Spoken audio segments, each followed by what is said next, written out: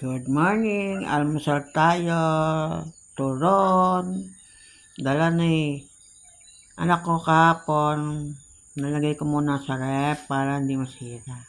Tsaka kape, syempre. Hindi mo wala ang kape. Sarap, bagong timpla. Meron nga palang akong biniling inuman ng manok. Sari-sari ang aking naiisip. Ganito talaga ako. Yan, ginawa ko siyang patungan ng gatas. Tapos nilagyan ko ng tubig. Sari-sari si Lola. Para hindi siya langgaming. Magdamag siya dyan kagabi. May taklob naman yan. At para hindi mapuntahan ng langgam. Ganyan lang ang ginawa ko. Mura lang yan. 84.